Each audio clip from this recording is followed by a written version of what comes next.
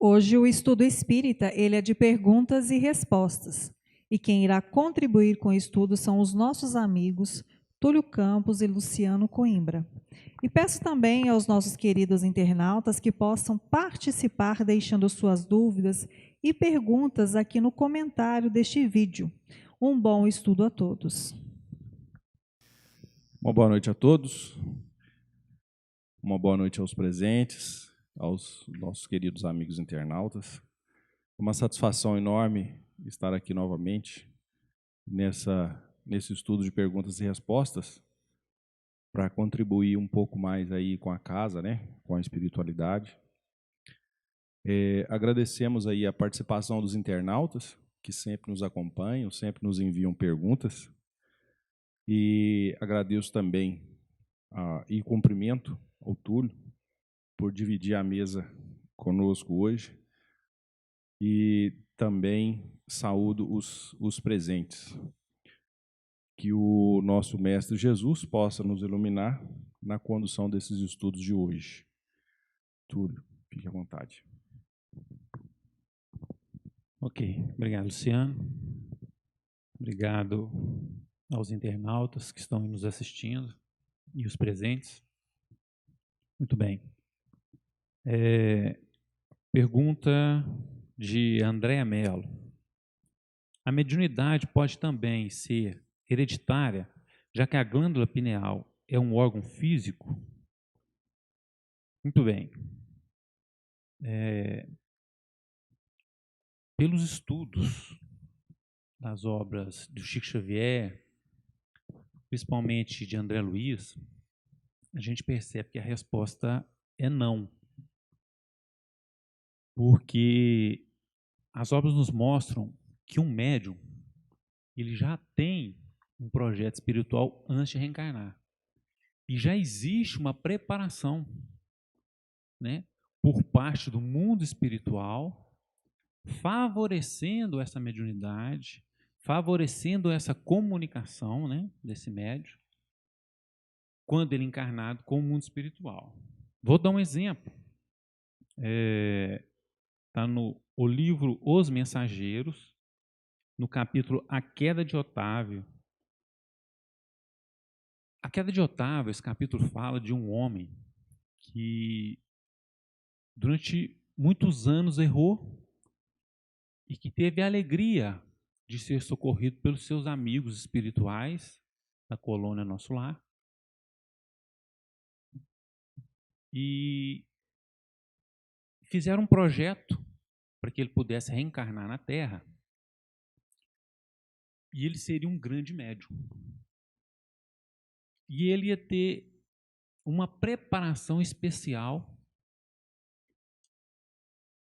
nesse aspecto da comunicação. Os amigos que ajudaram ele eram 6, que ele coloca como anjos da guarda, que lutaram por ele lá durante 30 anos para que ele pudesse reencarnar. E o projeto é que ele viesse, seria um grande médium. Antes dele reencarnar, ele seria preparado para que ele pudesse ter essa facilidade de comunicação, mas, no entanto, ele já era também merecedor. Ele já havia preparado na questão moral e na questão também intelectual. Bem, mas esse capítulo em especial mostra também que ele não assumiu o seu projeto na Terra. O projeto ele vinha aos 20 anos, ele assumiria esses amigos espirituais que iriam reencarnar como seus irmãos e seriam órfãos, e ele mais os 6 iam fazer um grande projeto no espiritismo com grande relevância no Brasil. E, infelizmente, o Otávio, ele conheceu uma mulher muito bonita, fala no capítulo, essa psicografia de Chico, escrito por André Luiz, e ele se entregou aos desejos sexuais. E não assumiu esses 6 irmãos, porque o pai faleceu, a mãe faleceu, e ele deveria assumir esses 6 irmãos. Ele não assumiu, colocou os 6 no orfanato. E ele, não assumindo essa missão de médium, começou a ter alguns problemas. Começou a ouvir no espírito, começou a ter alguns problemas de mediunidade. Procurou um médico. E o médico da Terra orientou ele que ele deveria, sim, experimentar a vida sexual para que isso pudesse acabar. Então, o médico também orientou ele de forma errada. E ele, aproximando dessa mulher que ele casou, por ser muito bonita, e lá no capítulo fala que ela era muito inferior a ele. E que ela tinha um obsessor no mundo espiritual que era um monstro. Esse é o adjetivo usado lá no capítulo. E por ele casar com essa mulher e se relacionar com essa mulher e evitar o projeto dele, que seria com 6 espíritos de luz, esse obsessor que essa mulher casou reencarna como filho dele. E o capítulo fala que essa mulher e o filho que ele teve com ela foi grande tristeza para ele. Fez com que ele sofresse muito. Tanto que ele veio a falecer aos 40 anos. E no mundo espiritual ele encontra com André Luiz e lamenta por isso, né? Então, voltando à pergunta, não é hereditário, o espírito já tem uma tendência, já tem uma preparação, existe um projeto, existe uma preparação no mundo espiritual, e assim é com qualquer um de nós. Qualquer um de nós que vamos reencarnar, se o Luciano vai ter um trabalho na área de comunicação, os espíritos, quando ele vai reencarnar, trabalha esta área do cérebro. Se ele vai ser um grande cirurgião, vai ter um preparo, né, no sistema nervoso, para que ele possa lidar com essas questões da medicina. Isso que eu estou falando se encontra no livro Entre a Terra e o Céu, também psicografado por Chico Xavier, e também escrito por André Luiz. Quer complementar, Luciano? Achei perfeita a sua resposta, Túlio. Muito bacana. Inclusive, é uma história chega a ser comovente, né? Porque uma pessoa com tantas escolhas difíceis, né? Quem não erra em pelo menos uma. Então, gostei muito da sua resposta e entendo que foi muito bem respondida. Olha aqui, o espírito Hilário faz a pergunta a Clarencio, o ministro Clarencio, né? E se o reencarnante fosse um homem de larga intelectualidade? Aí o ministro responde: merecia-nos-ia cautelosa atenção na estrutura cerebral, para que não faltasse um instrumento à altura de seus deveres na materialização do pensamento. E se fosse um médico? Receberia assistência aprimorada na formação do sistema nervoso, assegurando-lhe pleno domínio das emoções. Então, cada espírito, quando vai reencarnar, ele recebe aquela ajuda, ele é favorecido naquele determinado órgão em que ele vai se destacar no seu projeto, na sua missão na Terra. Até para que ele possa concluir com êxito esse projeto, né? É claro que a gente tem que colocar que ele já tem uma facilidade, né? Ele já buscou esse conhecimento. Exatamente, e ainda tem, né, o favorecimento do mundo espiritual. Perfeito. Dando sequência, então, nas nossas perguntas, nós recebemos uma pergunta da internauta Zélia Dionísio, a qual aproveito para agradecer. E a pergunta diz assim: um alcoólico na família é escolha ou karma? Obrigado, Zélia. Antes da gente responder a pergunta propriamente dita, eu gostaria de fazer uma pequena explanação a respeito do termo karma, porque o termo karma ele pode gerar algum mal-entendido, algumas referências que podem não ser as referências adotadas pela pessoa, no caso a Zélia, na hora de fazer essa pergunta. Particularmente, eu não gosto muito do termo karma, porque é um termo que se refere a castigo, né? E eu acho que nós não somos castigados. Eu acho que tudo que acontece conosco é fruto das nossas próprias ações.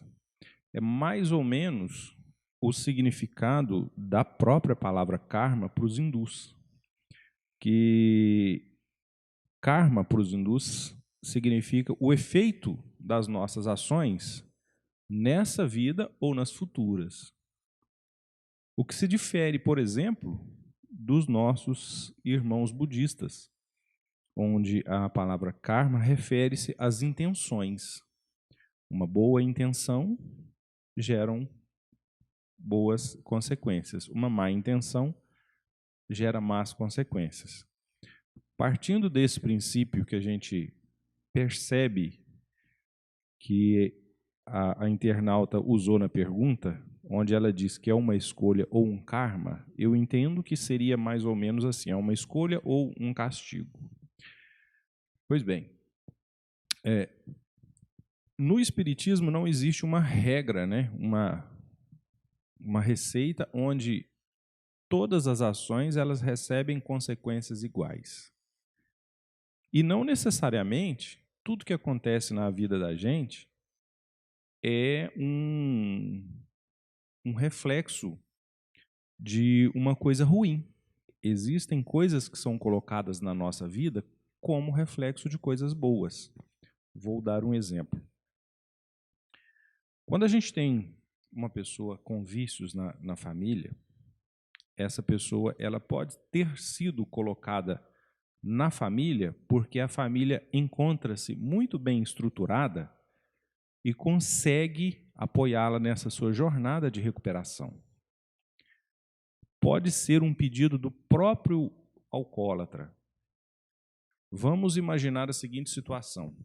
Essa pessoa já se encontra no alcoolismo por várias reencarnações e ela percebe que naquela família em questão, eles não têm nenhum outro integrante que é vítima de vícios, né, que é alcoólatra também, ou, de alguma forma, que algum desses integrantes já conseguiu superar esse vício e encontra-se plenamente estabelecido.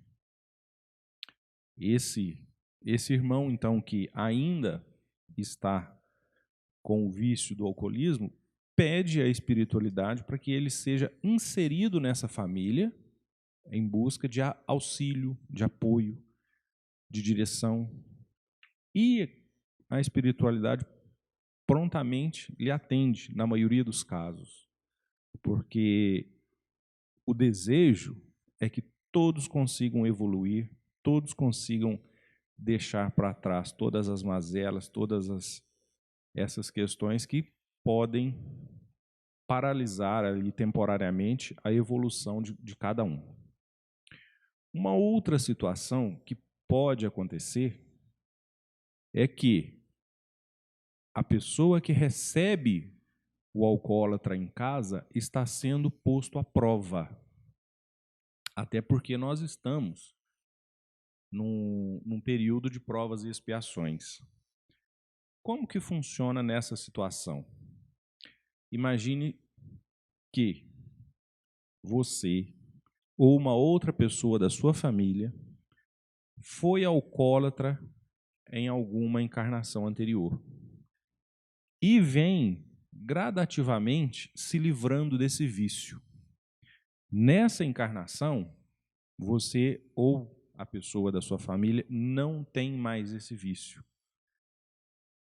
Daí, como se fosse uma prova mesmo na escola, que você vai ser testada, é inserido ali na sua família uma pessoa com vícios para que você se sinta, às vezes, até tentado a voltar ao vício, mas consiga resistir.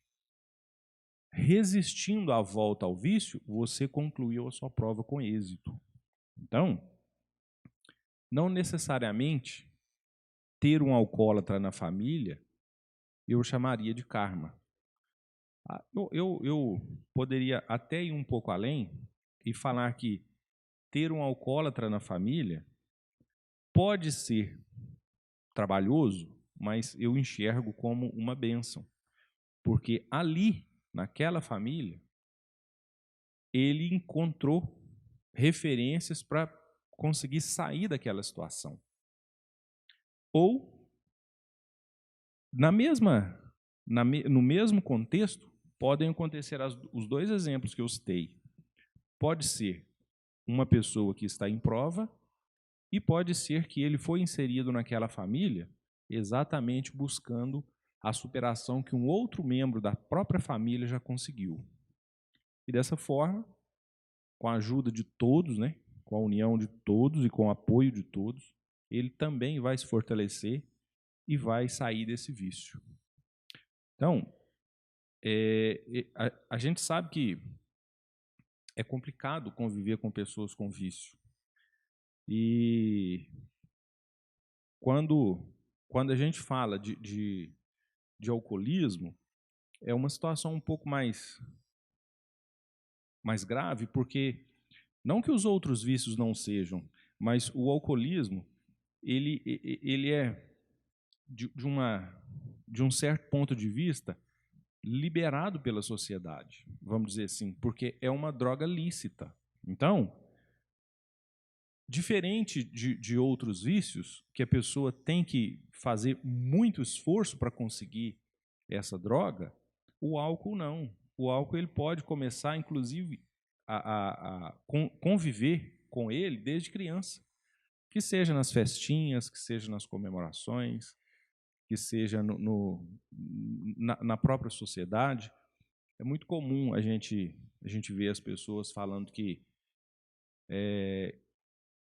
idolatram o final de semana porque já podem beber. Então, isso, de uma certa forma, é impregnado na cabeça, principalmente das crianças, que final de semana foi feito para beber.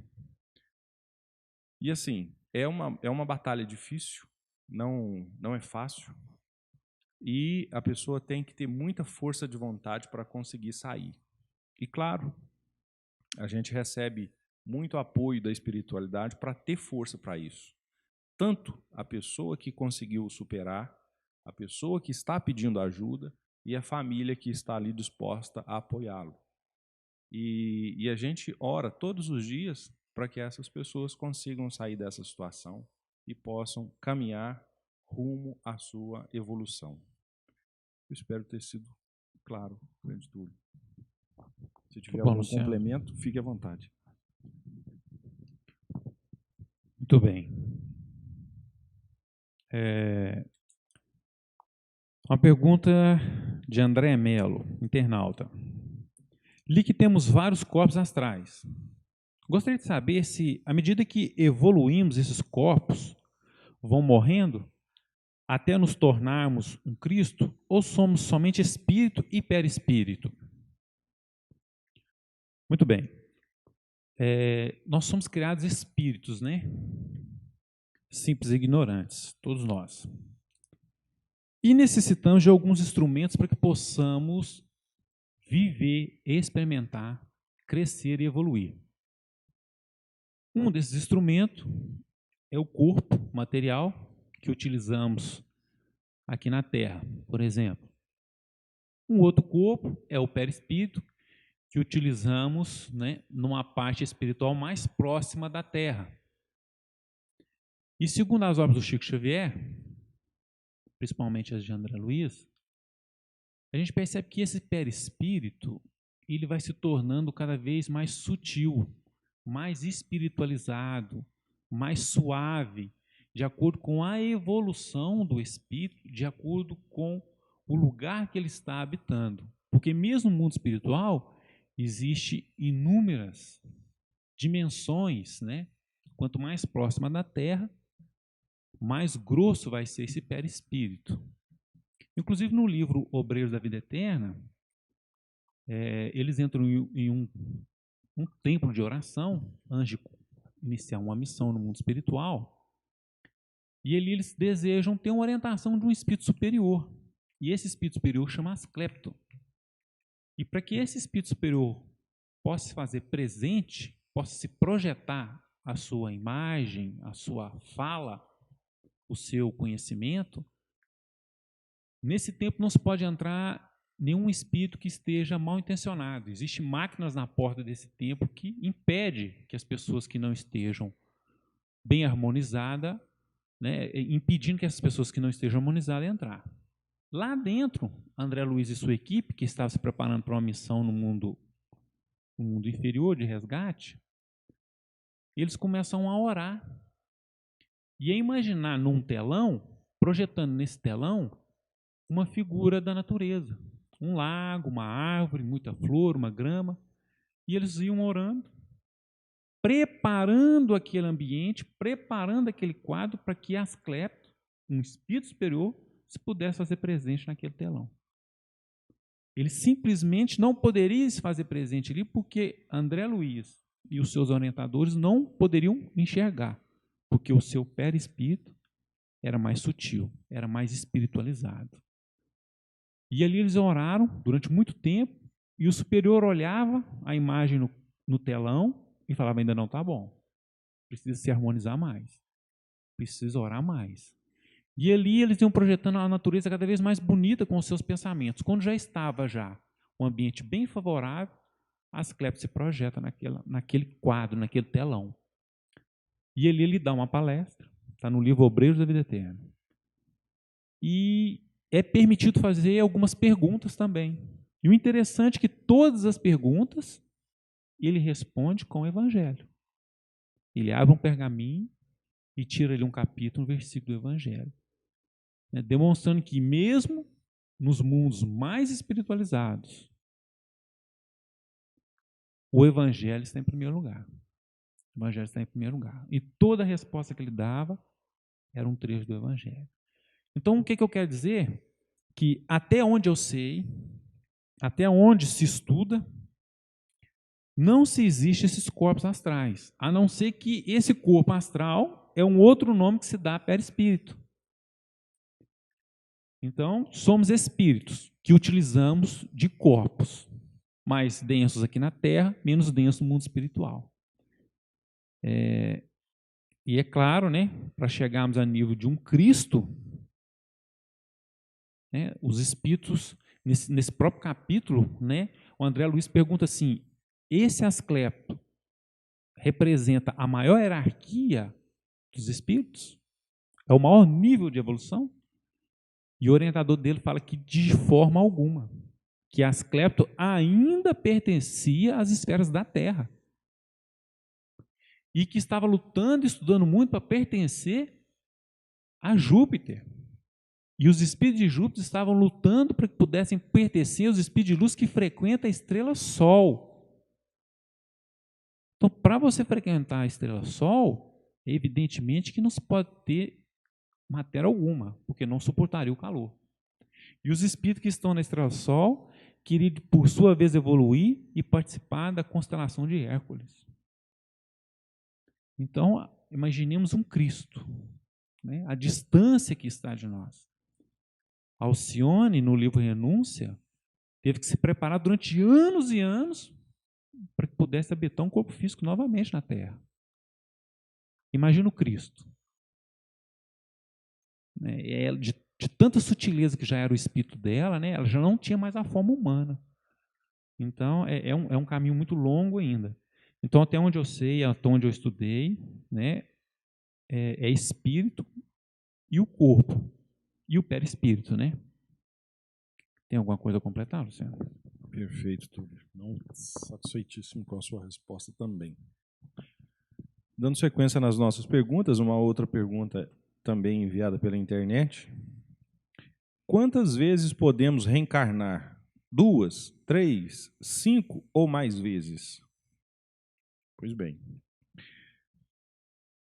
Para que a gente possa entender melhor essas questões de quantas vezes, numericamente falando, vamos traçar um paralelo entre a nossa jornada em uma encarnação com o período que a gente vai para a escola e a mesma jornada na nossa existência, em várias e várias reencarnações. Se a gente levar em consideração que uma criança começa os seus estudos bem novinha e ao longo do tempo, na medida que ela vai aprendendo, né, na medida que ela vai absorvendo conhecimento, ela vai passando para as séries superiores. E assim ela vai concluindo as etapas de ensino até que ela possa, lá na frente, se formar e continuar, então, os estudos de uma forma bem mais avançada. Assim é a nossa evolução nas reencarnações.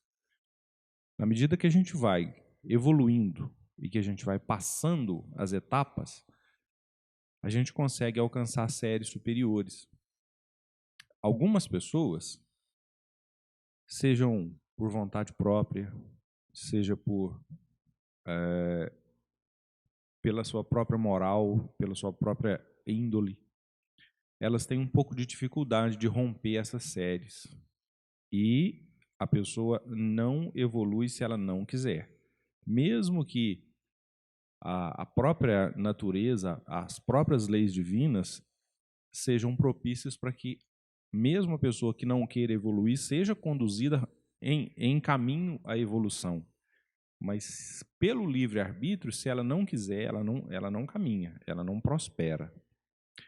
Dessa forma, a gente pode falar assim: algumas pessoas, elas conseguem chegar num ponto de evolução, como o Túlio acabou de citar, que ela é convidada a habitar um outro patamar com um número reduzido de reencarnações.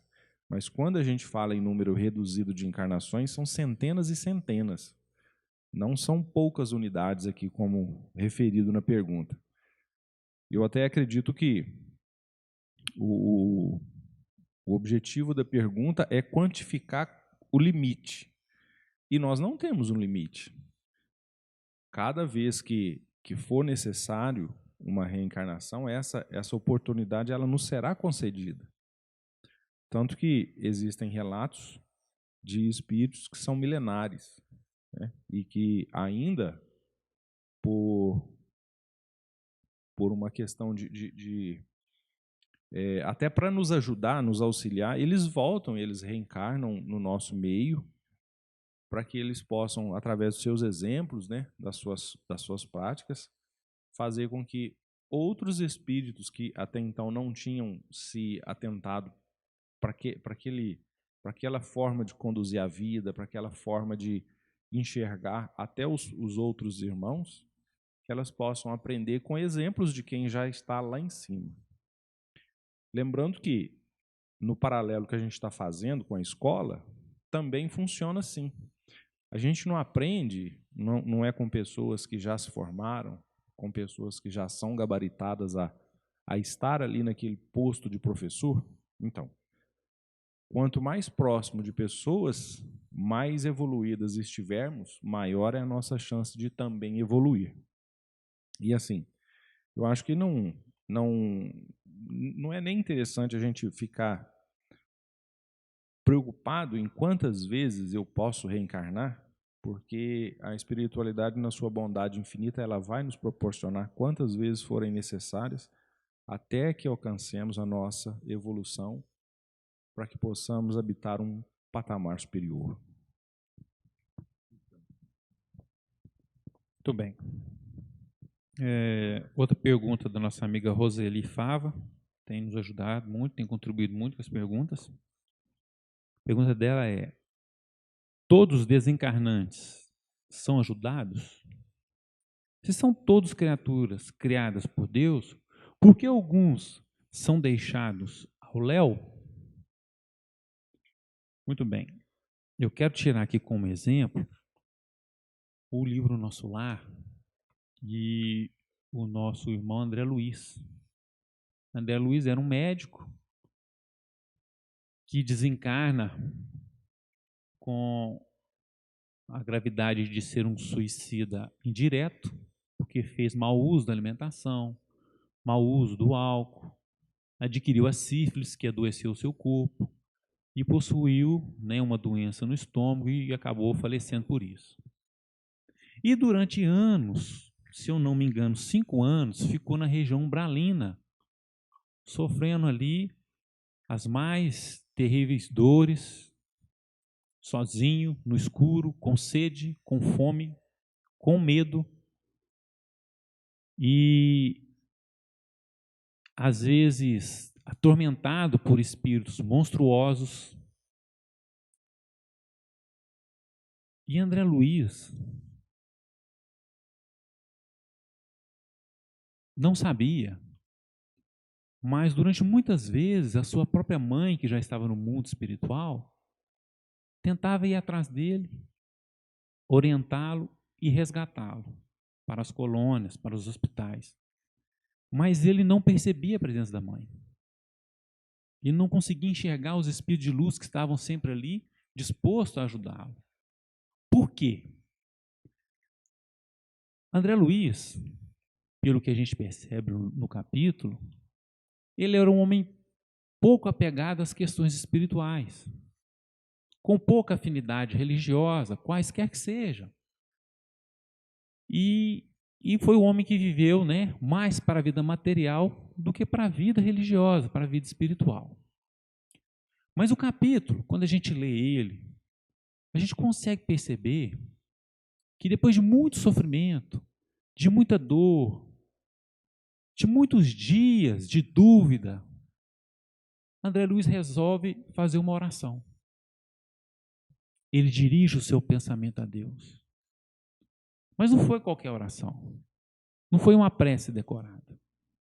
Lá fala que ele orou aproximadamente 15 minutos, chorando, clamando a Deus o socorro, pedindo perdão, reconhecendo seus erros. Mas ele só chegou a esse ponto porque sofreu. Porque ficou ali, às vezes, subjugado por forças muito piores do que ele pudesse imaginar. E depois de sofrer muito, que ele reconheceu a grandeza de Deus, que ele reconheceu suas falhas e pediu perdão. E depois daquela prece sincera, depois de levar o seu pensamento ao mundo superior e se harmonizar com as coisas boas, se fez presente ali o irmão Clarencio, o ministro Clarencio, um dos ministros da colônia Nosso Lar. E disse para ele a primeira frase: irmão, Deus não desampara ninguém. Respondendo aqui a sua pergunta, né? Porque alguns estão deixados ao léu. Nenhum está ao léu. Nenhum irmão está ao léu. Se ele está sofrendo, às vezes, por um período que possa nos parecer, às vezes, longo, 5 anos, 10 anos, eu já vi relatos nos livros de Chico Xavier que são 30, 40, 100 anos. Mas para Deus isso é insignificante, porque nós temos a eternidade. E se for preciso a gente perder todo esse tempo, perder a nossa casa, o nosso carro, a nossa saúde física, para que possamos alcançar a evolução espiritual, para que possamos alcançar o reino de Deus em nossos corações, assim Deus vai fazer. Porque nós só buscamos a verdade, nós só buscamos Deus, cumprir a vontade do Cristo, quando a gente sofre. Raros são aqueles que buscam a verdade, que buscam o bem, através do estudo, através, né, do exemplo do outro. É muito bom quando a gente vê alguém, né, passando por uma dificuldade, bom para nós, é claro, e a gente consegue perceber o porquê que ele está sofrendo e a gente não cometer os mesmos erros que ele. Mas são raras as pessoas que fazem isso. A gente só dá valor na saúde quando a gente perde. Só dá valor na família quando a gente perde a família. A gente vive ingrato. A gente não agradece, às vezes, o alimento que tem, o emprego que tem, a casa que tem. E Deus quer que a gente cresça espiritualmente. Essas coisas materiais, isso é só um instrumento, isso são tudo passageiro. Outro exemplo também, no próprio livro Nosso Lar, no capítulo Vampiro, é que bate à porta do hospital uma senhora muito sofrida, muito doente, muito decadente, demonstrando ter muita idade no perispírito. E existe ali uma vigilância nos muros dos hospitais e manda chamar a irmã Narcísia, né? O André Luiz está acompanhando ela e chega lá e percebe aquela mulher clamando por socorro, querendo entrar naquela casa de Deus, naquela casa onde eles amparam os espíritos sofredores, os espíritos desencarnados, como é na sua pergunta aqui, Roseli. Aí mandam chamar Paulo, o chefe da segurança. Olha para você ver, numa colônia espiritual, né, de Deus, de Cristo, existe uma segurança. E Paulo fala, ainda bem que não deixou ela entrar. Não, mas por quê? Aqui é uma casa de Deus, aqui é uma casa de socorro, ela tem que entrar, André Luiz diz. Falei assim, calma, observe aquela mulher. Ela tinha 58 pontos escuros em torno dela.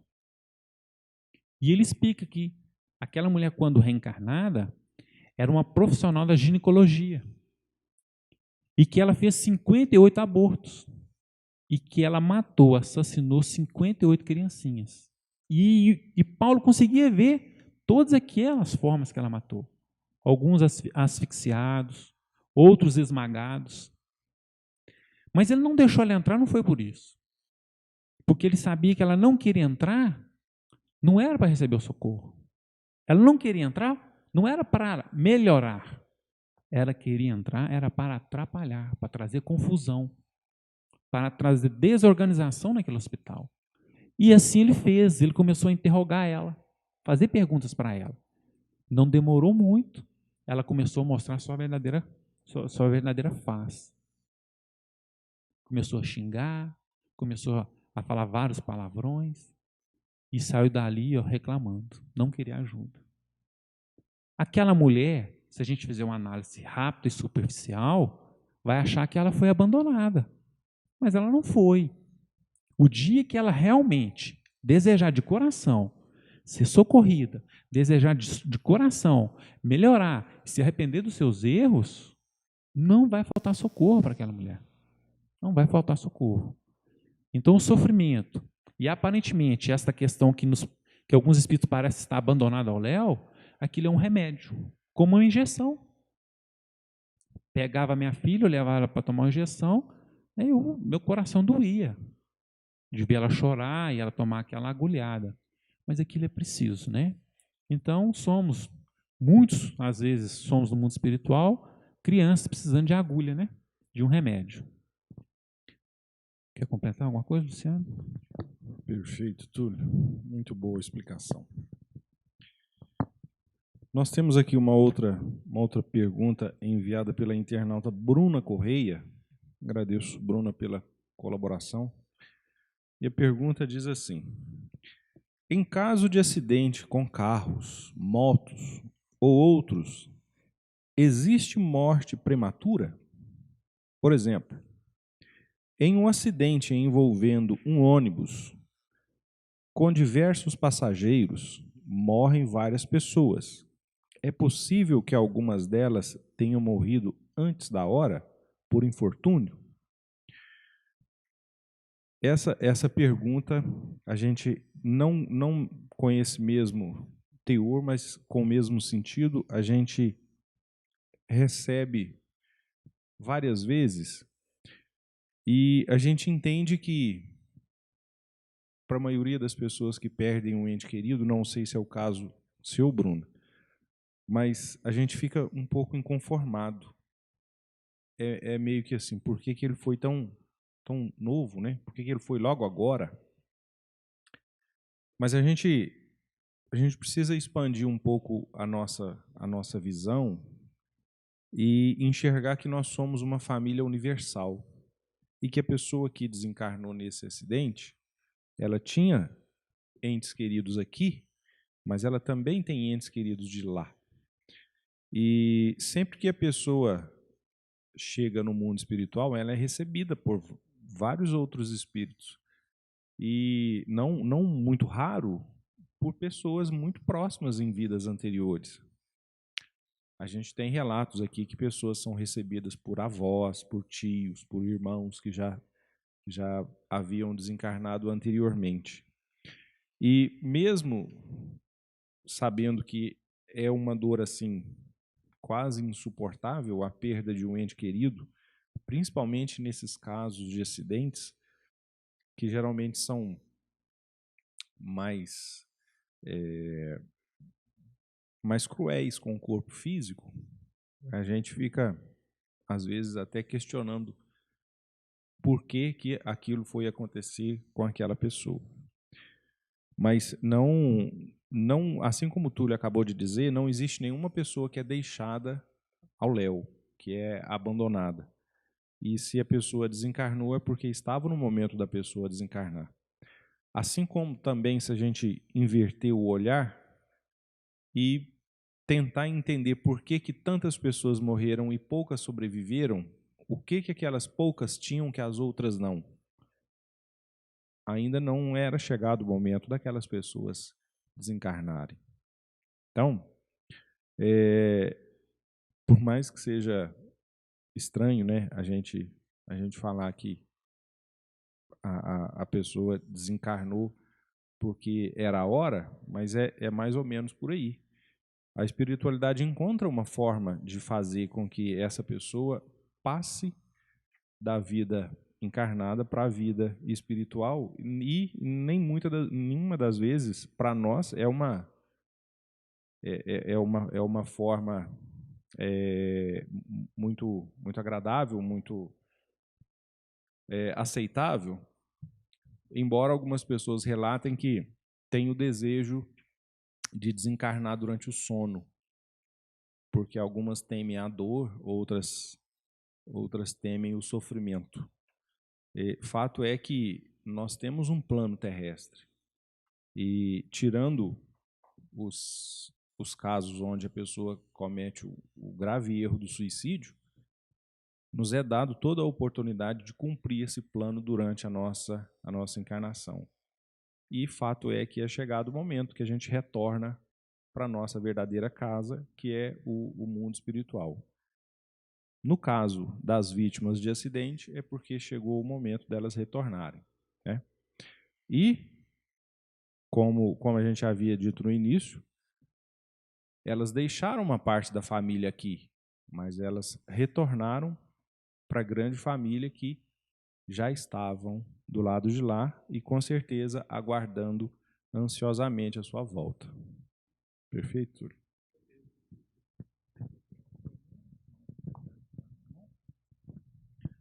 Muito bem. É uma pergunta aqui muito interessante, porque vira e mexe tem sido assim,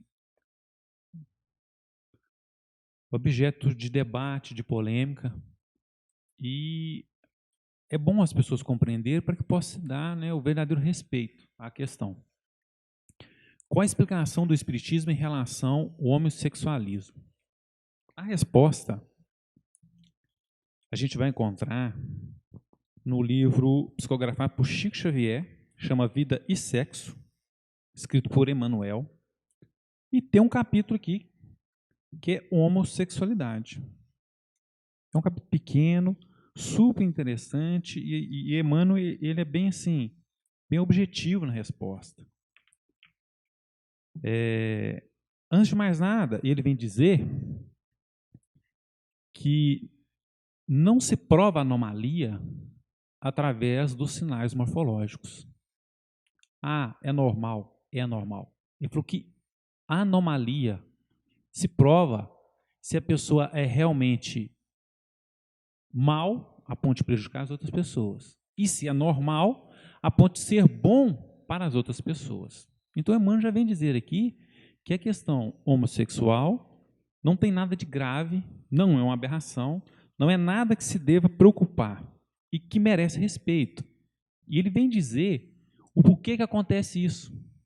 Ele nos dá 3 exemplos. O primeiro, ele afirma que as pessoas precisam experimentar.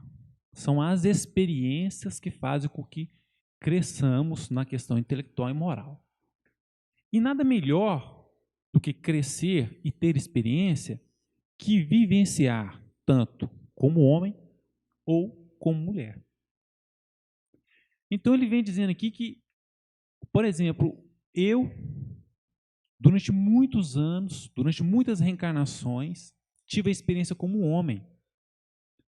E é chegada a hora de habitar um corpo feminino.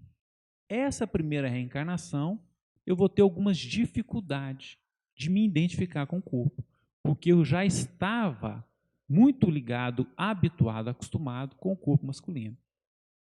Mas ele diz que isso é passageiro, até que a gente possa aprender a lidar com isso e superando isso. Fala também que todas as criaturas estão habituadas a passar por isso. Por isso que é algo que a gente não deva julgar como algo negativo, como uma anomalia. A segunda questão, ele vem dizer de espíritos que fizeram mau uso do seu corpo. Eu, homem nessa encarnação, eu faço mau uso do corpo, do sexo e começo a me relacionar com muitas mulheres. E com isso eu vou destruir muitos casamentos e vou ter muitos débitos por causa dessa atitude. Então, o mundo espiritual se encarrega que eu venha na próxima encarnação em um corpo feminino. Porque se eu tenho muito esse desejo descontrolado pelo sexo feminino, eles vão me resguardar, vai fazer com que eu esteja também num corpo feminino para que eu tenha mais controle desse impulso sexual. É o que às vezes a gente pode perceber aí, né, algumas pessoas que são extremamente apegadas ao sexo e a gente vê que não aceita o corpo e acaba fazendo grandes transformações, né?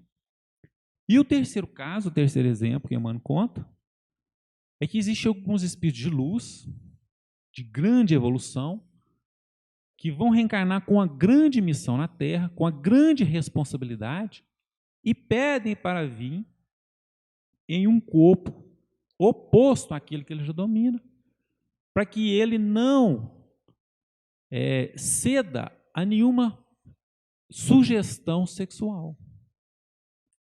Eu não sei se é o caso, mas vamos colocar aqui o caso de Chico Xavier. O Chico Xavier nunca se relacionou com ninguém, nem com homem, nem com mulher, nunca deu um beijo sequer. Tem até um caso de uma mulher que ia conversar com o Chico, estava numa fila, uma repórter, e ela o tempo todo pensando, né, assim, o Chico é gay, o Chico é gay. E ela pensando na fila. Quando ela chegou para conversar com o Chico falou assim: minha querida, eu nunca dei um beijo, nem mulher, nem homem, eu não sou gay. Então, podemos supor, talvez, né, eu não estou afirmando isso, que Chico, por ser um espírito, às vezes, de grande evolução, e ele acreditando que o casamento, que o envolvimento, né, com outra pessoa poderia atrapalhar na sua missão, pediu que viesse em um corpo oposto para que ele pudesse estar blindado dessa questão. Não estou dizendo que é o caso, mas é o que o Emmanuel está dizendo aqui nesse capítulo. Então, são esses três casos, né?